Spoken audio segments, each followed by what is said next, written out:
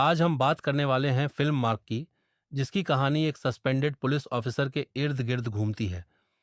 यह ऑफिसर बच्चों की किडनैपिंग, ड्रग माफिया, गैंगवार और राजनीतिक साजिशों के बीच फंस जाता है।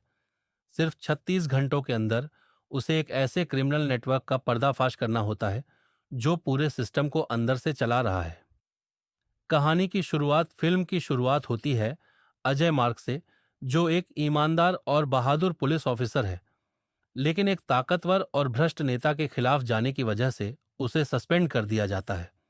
हालांकि उसकी वर्दी उससे छीन ली जाती है, लेकिन उसका न्याय के प्रति समर्पण नहीं बदलता। मार्क अब भी अपराधियों के खिलाफ खड़ा रहता है और गलत चीजों को देखकर चुप नहीं बैठता। इसी दौरान इलाके में एक खतरनाक गैंगस्टर भद्र का आतंक फैल जाता है।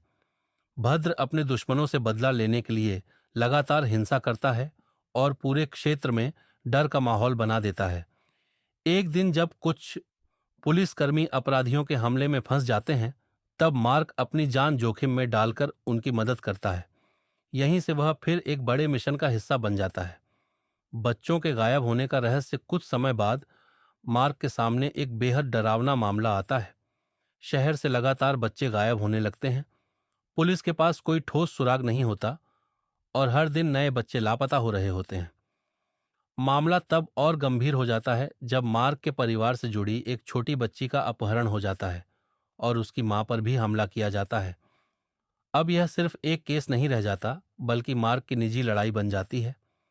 जांच के दौरान उसे पता चलता है कि लगभग 20 बच्चे रहस्यमय तरीके से गायब हो चुके हैं। धीरे धीरे उसे एहसास होता है कि इसके पीछे कोई छोटा मोटा गैंग नहीं, बल्कि एक बड़ा मानव तस्करी और अपराधी नेटवर्क काम कर रहा है।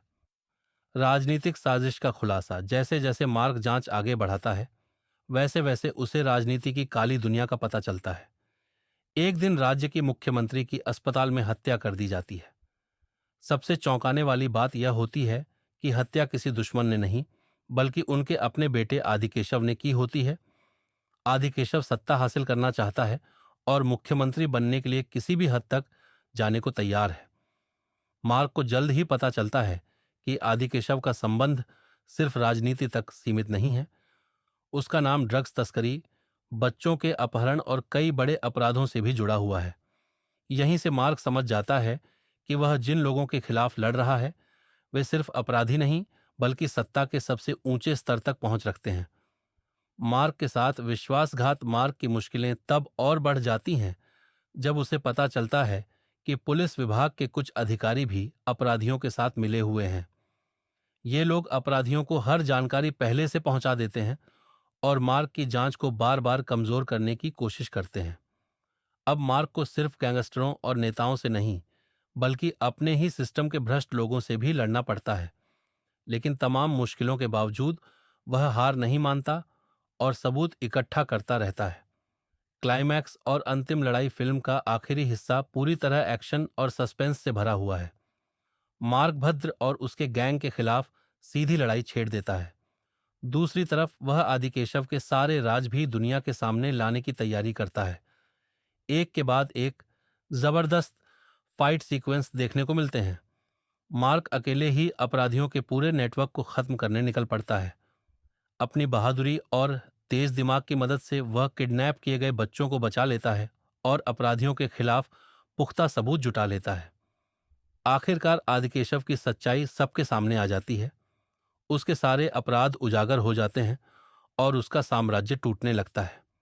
Ending explained. फिल्म का अंत यह संदेश देता है कि अगर एक इंसान ईमानदारी और हिम्मत के साथ खड़ा हो जाए, तो वह पूरे भ्रष्ट सिस्टम को चुनौती दे सकता है।